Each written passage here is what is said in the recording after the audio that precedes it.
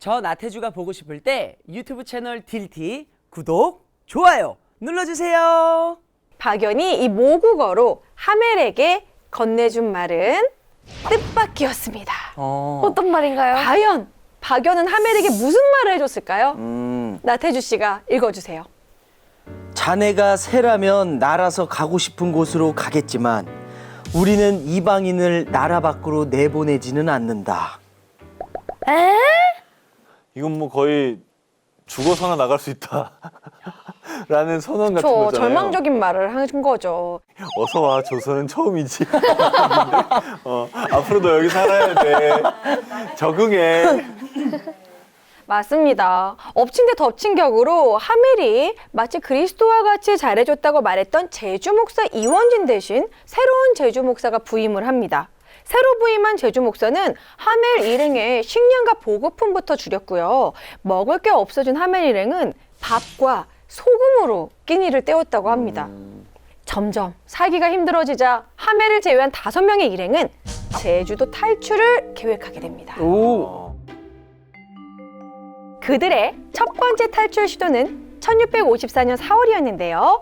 울타리를 넘다가 개가 짖는 바람에 허무하게 실패하고 맙니다. 우리 개 많지. 개 많어. 변견들. 진돗개. 변견들 그냥 짖으니까. 동네 어디서 하나 짖기 시작하면 다 짖잖아요. 잘못 걸리면 몰래 나가다 맨날 개 때문에 이제 걸려줘 아빠한테. 자, 그리고 한 달 뒤인 5월 초 두 번째 탈출 시도를 합니다. 어떻게 됐어요? 성공했어요 그러면? 두 번째는? 5명의 승무원이 같이 외출을 하다가 빈배를 발견한 거예요. 그래서 급히 배를 타서 돛을 올립니다. 이제 탈출할 수 있겠다. 저 멀리서 조선 백성들도 그걸 보고 하멜 일행을 막 쫓아와요. 매우 급박한 상황이죠. 그런데 문제가 발생합니다. 네덜란드 배와는 다른 구조였던 조선 배인 거죠. 운전을 할 줄 모르는 거예요. 자, 그래서 결국 돛을 단체로 물속으로 쓰러져 버립니다. 아이고. 그래서 배는 더 앞으로 나아가지 못하고 관원들한테 잡히고 말게 되는데 그렇게 두 번째 탈출 시도는 실패하고 맙니다. 탈출의 대가는 가혹했습니다. 걸렸구나. 그래. 여기 그림 보시죠. 곤장. 자, 지금 하의가 벗겨져 있죠. 네. 저분들 표정 보니까 진짜 막 살려달라고 하는 게 여기까지 들리는 것 같아요, 진짜. 네. 너무했어요. 곤장 맞는 모습이 하멜 표류기에 이렇게 자세히 묘사가 되어 있습니다. 자, 그러면은 표류기의 기록 우리 한석준 씨 읽어주시죠. 길이가 6자가량 되고 끝이 손바닥만큼 넓은 데다 손가락만큼 두껍고 손잡이가 동그랗게 되어 있는 몽둥이로 25대씩 때렸다. 그것 때문에 약 한 달 누워 있었다. 곤장이 보통 30대를 넘으면 엉덩이가 터진다고 터져요. 합니다. 네. 터지기 직전이네요, 그럼 여기는. 때린 사람의 세기에 따라 좀 다를 수 있는데 많이 아팠겠죠. 네, 그러니까 한 달을 누워 있었다고 하잖아요. 그때 당시 왕이었던 효종은 하멜 일행에게 한양으로 오라는 명을 내립니다. 하멜 일행은 효종을 만나기 위해 제주도에서 한양까지 산전수전을 겪은 끝에 약 한 달 만에 1654년 7월 한양 창덕궁에 도착합니다. 아, 이제 만나는 거예요? 네, 그렇죠. 야, 그분도 살짝 이랬을 것 같은데 드디어 왕을 만난다. 우리 한양까지 부르다니 분명 우리를 보내주려고 그럴 거야. 뭔가 이런 기대가 부풀지 않았을까. 그렇죠. 왕이 불렀으니까. 네. 하멜은 드디어 조선 왕을 만납니다. 하멜이 만난 왕은 바로 조선 17대 왕 효종입니다. 자, 근데 좀 왕을 되게 좀 서양식 왕으로 그려놨죠. 자, 그리고 하멜 일행들이 이렇게 막 보내주세요 이러고 있는 느낌이죠. 네. 그러네. 무릎 꿇고 엄청 빌고 있네요. 네. 근데 진짜 왕을 우리 왕의 모습이 아니에요. 네. 맞아요. 합스부르크 왕과 같아. 저는 이 바닥이 너무 재밌었어요. 너무 첼스 바닥이잖아요. 맞아, 완전 체스네. 그냥 자기들이 생각한 대로 그렸네요. 자, 그림에는 보이지 않지만 효종 곁에는 하멜의 읍소를 전해줄 박연도 있었습니다. 박연의 통역으로 모든 이야기를 듣게 된 효종. 하멜 일행은 효종을 설득시킬 수 있었을까요? 과연 효종이 내린 결정은 뭐였을까요? 우리 한석준 씨 읽어주세요. 외국인을 나라 밖으로 내보내는 것은 관습이 아니므로 죽는 날까지 살아야 할 것이며 대신 생계는 유지할 수 있도록 선처해주겠다. 이쯤 되니까 그냥 박연이 중간에서 뭐 딴소리 한 거 아니에요? 박현이 전하, 저도 외롭습니다. 이제 동포를 만났으니 친구를 만들어 주시지요. 이들이 일본에 저희 정보를 주려고 합니다. 절대 일본으로 보내면 아니 될 듯합니다. 전하. 아니 박연 언제 4시가 된 거죠? 근데 만약에 정말 그랬으면 너무 반전인데?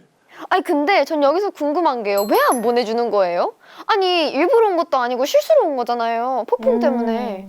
지난 회차 소현세자 편에서 기억나시죠? 효종은 복림대군 시절 네. 형인 소현세자와 함께 청나라의 인질로 끌려갔다 온 기억이 있잖아요. 네. 청에 대한 안 좋은 기억이 있는 왕이에요. 자, 소현세자는 반대로 효종은 반청과 북벌의 마음을 키웠다고 합니다. 그 당시 네덜란드에서 온 박연이 훈련도 가면서 홍위포도 만들고 이렇게 선전하고 있으니까 뭐 여러모로 하멜도 군사적으로 분명히 도움이 될 것이다. 이런 생각을 한 것이죠. 이게 박연도 박연인데 하멜도요 참 안 좋은 시기 때 표류가 된 것 같아요. 그러게요. 아, 그렇죠. 효종의 상처로 하멜 일행은 조선에 26년이나 먼저 온 선배님 박연 밑에서 훈련도 가면서 호위병사로 일하게 됐는데요. 하멜 자신도 화승총 한 자루와 화약과 총알을 받았다는 기록을 합니다. 하멜은 훈련도 가면서 지낸 생활을 이렇게 표현을 하는데요. 우리 한석준 씨 읽어주세요. 근데 이거 되게 멋있는 평이에요. 병사들은 봄 석 달과 가을 석 달 동안 훈련을 받습니다. 사격 훈련을 받고 기타 병법 훈련을 받기 위해 매달 3번씩 전술 훈련을 하러 갑니다. 그들은 세상의 모든 책임이 자기들 어깨에 얹혀 있기라도 한 것처럼 맹렬히 군사 훈련을 합니다. 너무 멋있잖아요. 이런 평을 받았어. 우와. 군기가 바짝 들어 있었네요. 그러니까요. 근데 이제 이때쯤이면 우리나라가 임진왜란도 겪었고 네. 병자호란도 겪었고 애국심이. 하니까 애국심도 그렇지만 우리 다시 한번 군사력이 없다면 또 이런 일을 당할 것이다 이런 그렇죠. 위기감에 열심히 했을 텐데 아마 그런 걸 하면은 잘 몰랐겠죠. 자, 효종이 북벌을 계획하는 중에 병사들을 확실히 파악하고자 호패를 적극적으로 보급을 하는데요. 자, 그 당시 훈련도감에 속했던 하멜 일행에게도 이 호패를 지급합니다. 호패면 그때 당시에 주민등록증 네, 같은 맞아요. 거잖아요. 그러면 조선이라는 나라의 일원으로 인정해준다는 말이네요? 맞습니다. 조선시대 16세 이상의 남자라면 누구나 차고 다녀야 했던 것이 바로 호패인데요. 신분에 따라 호패도 달랐습니다. 방금 보여드린 호패는 일반 평민에 해당되는 거고요. 박연처럼 무과를 급제한 관료는 이 호패를 썼습니다. 자, 이건 17세기 무신이었던 박진영의 호패인데요. 아마 여기에 뭐 박연 이런 식으로 박연도 호패를 차고 있었겠죠? 무신 호패라고요? 네. 저거 좀 탐나네요. 멋있다. 아까 그거랑 확실히 다르네요. 네. 그쵸. 저도 아마 저 당시 있으면 저 무신 호패를 오, 받았을 그러네. 건데. 맞아요. 저희 나트에서 날려차기. 하나 써요, 네, 발전기도 노래도 하고 하니까. 자, 여러분, 외국인이 주민등록증을 만들면 가장 먼저 해야 할 일이 뭘까요? 이름 만들어야 되는구나. 네, 그렇습니다. 한국 이름. 자, 바로 그 나라의 이름을 지어야겠죠. 그렇지. 하멜 일행 중에서 1등 항해사 핸드릭 얀서와 포수인 핸드릭 얀서 보스에게 이름을 정해주는데요. 여러분들이라면 이들에게 어떤 이름을 지어줬을까요? 핸드릭 얀서요. 힌트를 드릴게요. 네. 네덜란드에서 온 사람들을 남쪽에서 온 사람이다. 그래서 남만인이라고 불렀다고 합니다. 핸드릭이니까 현자나 한자 썼을 것 같은데. 히읗자로요? 남현, 남한 뭐 이런 남한서. 이제 얀서니까 남한서. 남한윤, 남한세. 남한세. 남한세? 1등 항해사 핸드릭 얀서는 남북선, 포수 핸드릭 얀서 보스는 남이안이라는 이름을 붙여줬다고 합니다. 남북산 희한하다. 남이안. 뭔가 뜻밖인데요? 안 맞는다 잘. 네. 네. 아 그런데 하멜은요? 하멜은 한국 이름 뭐였어요? 아쉽게도 하멜은 조선 이름에 대한 기록은 남아있지 않습니다. 왜요? 여러분들이 만약에 그때 당시 조선인 관리라면 뭐라고 지어졌을 것 같아요? 함에 하멜 이름을 함. 핸드릭 하멜. 네. 일단 함씨, 함. 저도 함. 함멸, 함멸. 함멸. 저는 할씨요, 할. 저는 이름이 매요예요, 매요. 할매요. 할매요. 하멜! 하멜! 할매요! 할매요! 그럴싸해, 그럴싸해요. 매요에서 할매요. 자, 효종은 하멜 일행과 대화를 마친 후 잔치를 베풀어 줬는데요. 하멜 일행은 자신들의 노래와 춤을 선보이면서 즐겼다고 합니다. 그렇게 하멜 일행에 대한 소문이 한양에 쫙 퍼지게 되면서 유명 양반집에서 초청을 받아 노래와 춤을 추는 등 구경거리가 됐다고 합니다. 그럴 수 있지. 그러니까 아이돌 해외 공연처럼 된 거네요. 여기도 와봐라 저기도 와봐라 뭐 이러고 있는 거네요. 사실 반군인이나 마찬가지인 사람들인데 이 사람들을 이렇게 춤추고 노래하고 그게 쉽지 않았을 것 같기도 해요. 이 조선 사람들은 하멜 일행이 한 번도 본 적 없는 외국인이었기 때문에 굉장히 신기했다고 합니다. 그랬겠다. 당시 조선인들이 생각했던 외국인의 모습이 담긴 내용이 있습니다. 우리 나태주 씨가 읽어주시죠. 조선인들은 외국인에 대해 머리가 금발이기 때문에 물속의 괴물에 가깝다거나 뭔가 마실 때 코가 닿으니까 코를 뒤로 돌려놓고 마시는 희한한 족속이라는 소문을 듣고 조선인들이 호기심을 가졌다. 네. 약간 저희가 생각하는 외계인 느낌인데요. 그렇죠. 근데 말도 안 되는 건데 이제 코가 막 너무 그만큼 크다. 그치, 크고 막 이런 높을 거 식으로. 하니까 이걸 이렇게 돌려놓고 물을 마신다 이거지. 아, 안 그러면 코가 잠기니까. 진짜 말도 안 되는 소리네. 한동안은 구경꾼들 때문에 거리를 마음대로 걸을 수가 없었고 심지어 숙소에서도 구경꾼들 때문에 시끄러워서 거의 쉬지도 못할 지경이었다고 합니다. 아이돌이네요. 그러니까 지금으로 따지면 완전 아이돌이죠. 그러니까요. 집 앞에 이제 뭐 사생 팬들이 있고 가면서 계속 찬사 받으면서 응원 받고 막 이런 것처럼 슈퍼스타였네요. 이 보다 못한 조정에서는 조정의 명령이나 허가받은 사람 이외의 사람과 외출하는 것을 금지시키기까지 했다고 합니다. 정말 많이 심했나 본데 이렇게 되면 그 일행들은 좀 괴로웠겠어요. 자유가 없어. 네. 자, 그렇게 1년을 한양에서 광대처럼 살아간 하멜 일행. 1654년 8월 효종은 남한산성으로 가라는 명을 내립니다. 효종은 왜 갑자기 하멜 일행을 남한산성으로 보낸 걸까요? 뭐 공연이 있었을까요? 왜 남한산성으로 갔을까요? 특별 게스트 하멜. 그 이유는 네? 청나라 사신이 한양으로 올 예정이었기 때문입니다. 에? 아니 그런데 왜 남한산성으로 이들을 보낸 거죠? 아니 청나라 사신들에게도 사실 하멜 인사시켜주면 되는 거 아니에요? 아까 효종이 북벌론을 주장하고 있었다 그랬잖아요. 병저우란이 끝난 지 18년이나 지났지만 청나라는 조선이 외부 세력과 연합해서 공격할까 봐 조선을 계속 의심 중이었어요. 또한 조선에 외국인이 오면 청나라로 송환시키는 게 원래 관례였습니다. 그런데 박영과 하멜 일행이 청나라로 송환시키지 않고 한양에 계속 살고 있다는 게 발각이라도 되면 자칫 외교적 분쟁으로 갈 수 있는 위험이 있었기 때문에 효종은 하멜 일행을 멀리 아래쪽 남한산성으로 보낸 거죠. 그러네요. 박연은 심지어 대포까지 만들었잖아요. 혹시라도 발각이 되면 너네 우리를 공격하려고 숨겼지? 이런 식으로 오해를 사기 좋겠네요. 그렇네. 네. 그렇게 하멜은 남한산성으로 가서 살고 있었어요. 그로부터 몇 개월이 지나 1655년 3월 조선에 왔던 청나라 사신이 돌아가는 날 큰 소동이 벌어집니다. 헨드리 얀서와 헨드리 얀서 보스는 뗄나무가 필요하다는 핑계를 대고 청나라 사신이 지나가는 길목에 숨어 있었는데요. 청나라 사신이 지나가자 그 호위병들을 해치고 들어가 청나라 단장이 탄 말의 고삐에 매달립니다. 자, 여기서 돌발 퀴즈. 그 다음에 이들이 한 행동은 뭘까요? 살려주세요. 데리고 가주세요. 데리고 가주세요 했을 것 같아요. 네. 그분들은 많은 분들한테 춤과 노래를 선사하고 행복을 주는 직업을 얻었잖아요. 행복 제가 봤을 때 전도사. 네. 갑자기 말 앞에서 말을 딱 타면서 오빠 캔들스타 말과 콜라보를 공연을 원한 거죠. 아, 춤을 췄다. 예. 말 댄스. 해외 공연 가려고 월드 그렇지. 투어 가려고. 월드 투어를 가야죠 이제는. 그쵸. 국내 끝났으니까. 정답은요? 네. 옷을 벗습니다. 나체로요? 자, 그들이 왜 옷을 벗었냐면 청나라 사신들에게 자신들 네덜란드 사람이라고 조선의 옷을 벗어버리고 안쪽에 이제 원래 입고 있었던 네덜란드 옷을 보여주는 거예요. 깜짝아. 우리 이 나라 사람 아니에요. 뭐 네덜란드 사람이에요. 붙잡혀 있으니 구출해 주세요. 뭐 이런 식으로 도와달라고 한 건데 옷을 벗으면서 호소한 거죠. 그래서 통했습니까? 어떻게 됐어요? 일단 청나라 사신들은 2명을 자신들이 숙박하고 있는 곳까지 이제 데려오도록 명령을 합니다. 그리고 호위하는 사람들에게 이들의 말을 통역해줄 사람이 있는가 물어봤어요. 결국 이 사건은 효종의 귀에 들어갔고 박연은 효종의 명령으로 즉시 청나라 사신의 뒤로 쫓아갑니다. 박연이 또 나오네요. 저는 이쯤 되면요, 박연이 제일 의심이 가요. 설마 나도 데려가시오.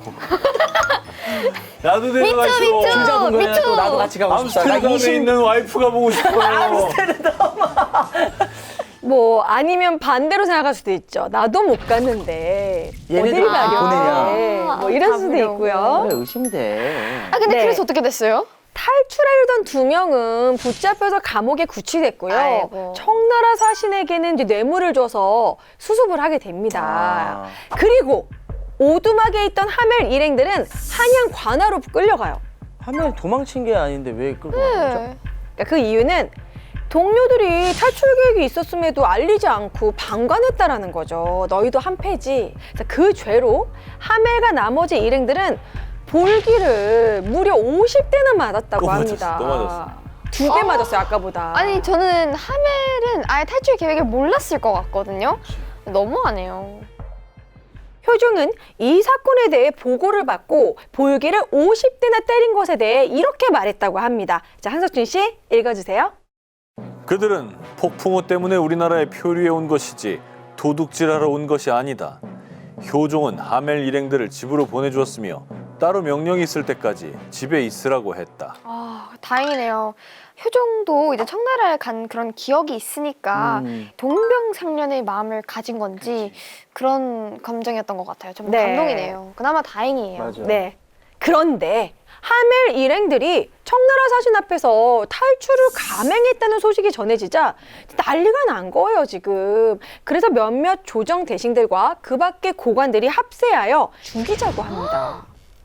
그런데 조정에서는 하멜 일행을 이유 없이 죽이기에는 또 외국인의 목숨을 또 업신여긴다는 얘기를 들을까봐 또 걱정을 하게 된 거죠. 자, 그래서 생각해낸 방법이 조선인 2사람과 하멜 일행 1사람을 대결시켜서 하멜 일행이 죽을 때까지 결투를 계속하자. 아니 더 뭐 쉬운 이런 거 아니에요? 그러니까 조정에는 이 안건에 대해서 무려 사흘 동안 팽팽하게 논쟁했다고 합니다. 엄청난 사건인 거죠. 뭐 그럼 1대2로 싸우라는 거잖아요. 좀 그렇죠. 치사하다. 진짜 저렇게 논쟁이 이루어지는 동안에 박연 동지한테 아니 지금 분위기가 어떻게 되고 있어? 어떻게 돌아가고 있어? 뭐 이렇게 살짝 물어볼 법도 한데요. 네, 하멜도 궁금했던 나머지 박연에게 어떻게 진행되고 있냐고 물어봤습니다. 그렇죠, 물어봐야지. 자, 그러니 박연이 이렇게 대답을 했는데요. 여러분 목숨이 앞으로 3일간 붙어 있게 된다면 그 다음부터는 생명이 안전하다고 생각해도 좋다. 더 불안할 것 같은데요. 3일이 고비다. 뭐 이런 3일. 식으로 말한 것이죠. 박연이 저 때쯤에는 조선의 정세에 대해서 상당히 잘 알았다는 뜻이에요. 이게 3일 내로 결정이 될 건데 그때까지 결정이 안 나면 아마 안전할 것이다 라고 판단했다는 거죠. 네네네. 드디어 효종은 고심 끝에 결정을 내립니다. 강경파가 주장하는 하멜 일행의 이 처형은 막아줍니다. 당연히 대신 않네. 하멜 일행 전원을 청나라 사신을 절대 만날 수 없는 저기 멀리 전라도 강진으로 유배 보내기로 합니다. 완전 밑으로 쭉 갔네. 이제 조금만 가면 이제 땅끝마을 해남이에요. 해남이에요, 맞아요. 야, 멀리도 보냈다. 근데 거의 정말 한양에서 갈 수 있는 가장 먼 데 중에 하나인데 거의 서양인 중에서는 최초로 유배를 간 거 아닙니까? 맞습니다. 조선 표류 생활 중에 가장 오랜 기간을 살았던 곳이 이 바로 전라도 지역인데요. 아, 유배 가서 오래 살았군요. 네, 죄인으로 살았던 만큼 굉장히 힘들었다고 합니다. 그들의 험난한 유배 생활을 단적으로 보여주는 그림인데요. 지금 뭘 하고 있죠? 일하고 얘들이 있어요. 무슨 일을 하고 농사를 있죠? 짓고 있나요? 나무 잡초를 또 뽑나요? 나무 해온 것 같아, 나무. 나무도 하고 밑에서 지금 막 뭔가를 뽑고 뿌리고 있죠. 뽑고 잡초 뽑고 죄인으로 노역하는 것처럼 보여요. 그렇죠. 행복해 보이진 않아. 이렇게 풀 뽑는 것 외에도 성곽을 수축하는 식으로 과중한 작업에 시달렸고요. 일종의 행상으로 나무를 해다가 팔기도 했습니다. 그렇게 산속을 휘젓고 다니다 보니 옷이 다 해져가지고 벌거숭이 신세를 면치 못하게 되고 맨밥에 물을 말아 막 소금 쳐서 겨우 허기를 메우기 일쑤였다는 기록이 있습니다. 심지어 이때가 시기적으로 조선의 대기근이었던 시기입니다. 자, 여기 보시면요. 하멜이 있었을 때가 17세기로 가장 추웠던 소빙기쯤으로 보입니다. 이 시기가요, 전 세계적으로 대기근이 왔었거든요. 와. 되게 많이 사람이 죽었는데 단 1도가 낮은 것 때문에 이런 일이 벌어졌다고 합니다. 아니, 근데 하필 있어도 이게 대기근 시기 때도 1653년 4월에 경기도와 황해도에서 서리가 내렸고 6월에는 강원도에 서리가 내렸다고 합니다. 그러니까 조선시대에는 음력을 썼으니까 그러니까 지금으로 치면 한여름에 눈이 내린 거예요. 그러니까 이상기후가 나타난 것이죠. 당시 상황이 하멜 표류기에 잘 나와 있는데요. 우리 한석준 씨 읽어주시죠. 조선의 겨울에는 매우 많은 눈이 내린다. 1662년 어느 절에 머물 때는 집과 나무들이 눈으로 가득 덮여서 이웃에 있는 집으로 가기 위해서는 눈 속에 굴을 파야 통과할 수 있었다. 자, 전라도로 유배 갈 당시 하멜 일행은 33명이었는데 유배 생활 7년 동안 무려 11명이 죽게 됩니다. 아이고. 그리고 조선 전체가 흉년으로 너무 힘들어지니까 하멜 동료들은 뿔뿔이 흩어지게 되는데요. 강진에서 여수로 하멜 포함 12명, 강진에서 순천으로 5명, 남원으로 5명, 이렇게 총 22명이 뿔뿔이 흩어지게 됩니다. 자, 또한 하멜 일행을 그나마 생각해주던 효종이 승하하면서 현종이 왕위에 오르게 되는데요. 현종은 막 예속 논쟁도 있었고 내부 사정 때문에 바빠지게 되면서 맞아요. 하멜은 거의 방치 수준이 되는 거예요. 하멜 일행의 생활은 더 피폐해집니다. 아이고. 마치 노예처럼 힘들었던 이 하멜의 상황, 우리 한석준 씨 읽어주세요. 새로운 제독이 또 왔는데 매일 저희들에게 100발의 길이가 되는 새끼를 꼬라고 한다. 이 일을 한다는 것은 도저히 불가능했다. 저희들은 만일 그가 저희들에게 일을 시키기 시작하면 그의 후임들도 계속 그런 일을 시킬 것이며 노예나 마찬가지 상태가 될 거라고 생각했다. 저렇게 노예로 사느라 그냥 탈출 결심했을 것 같아요. 오히려. 네. 자, 이때부터 정말 본격적으로 배를 구하기 위해 온갖 노력을 하기 시작합니다. 이제 탈출을 꿈꾸는 거죠. 하멜 일행들의 탈출 시도는 있었지만 하멜은 탈출을 시도한 적이 없었어요. 하멜이 드디어 첫 탈출을 계획합니다.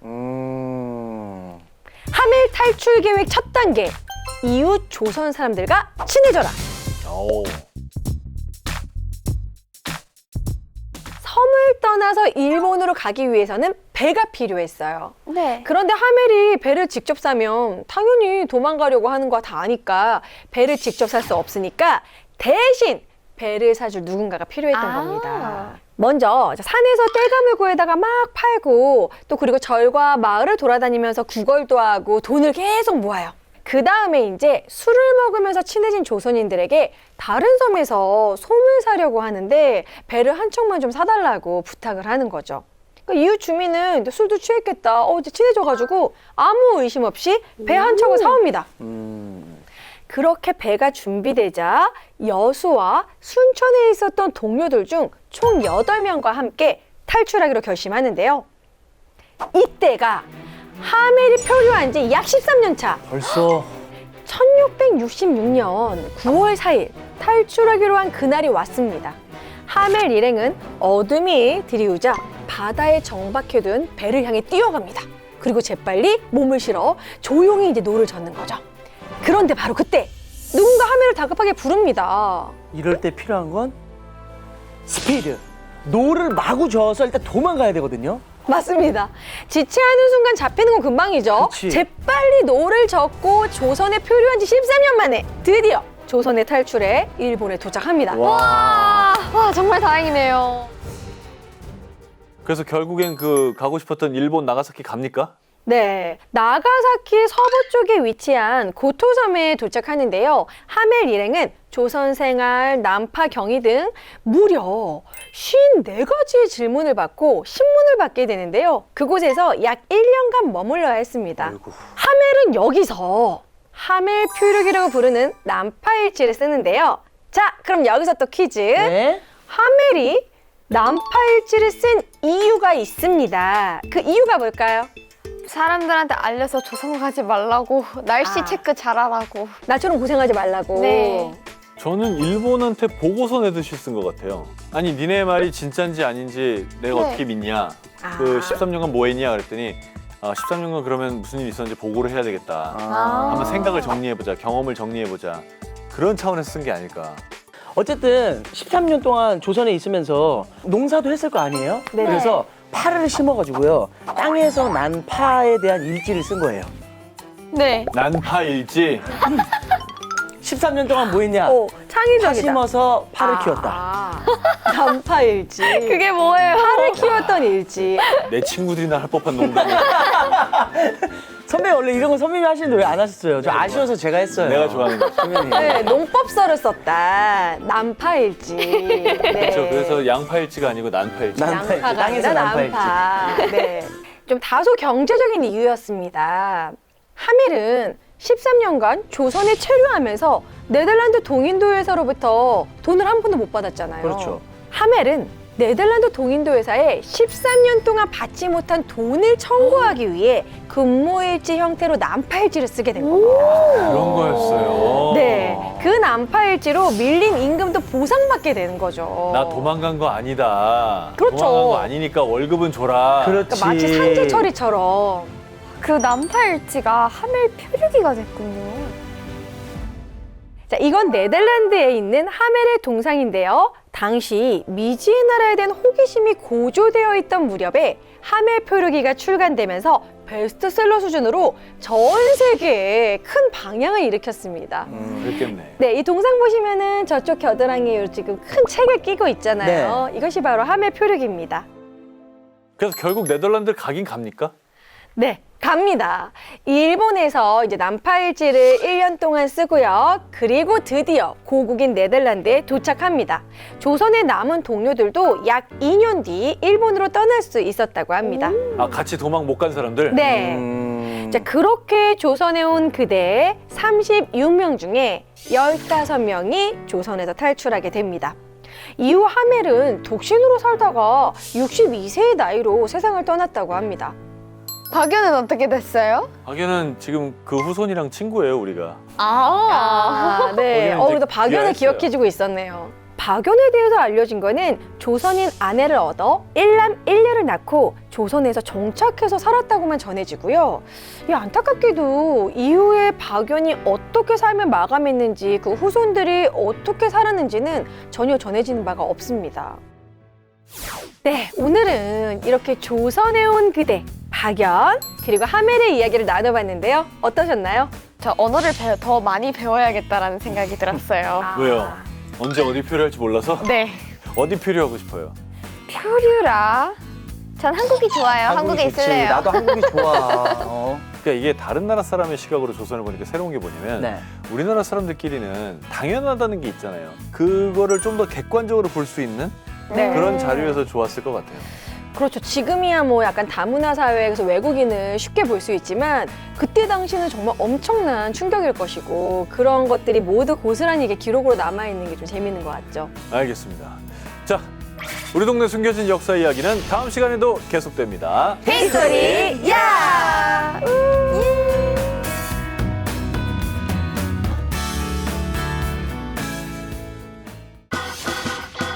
오늘은 그냥 주인공의 이름을 시원하게 알려드리도록 하겠습니다. 좋아요. 아우 더워. 전혀 시원하지 에어컨 않아요. 켜주세요. 에어컨 켜주세요. 여러분들을 위해서 모습을 준비했습니다. 아우 덥다. 그때 정말. 에어컨 틀어주세요. 에어컨. 오늘 왜 이렇게 정말 시원시원하지 못하지? 그토록 바라던 아들 아윤실이다를 낳게 됩니다. 아윤실이나요? 아유 싫다. 왠지 이거 하실 것 같았어요. 네. 아우 싫어.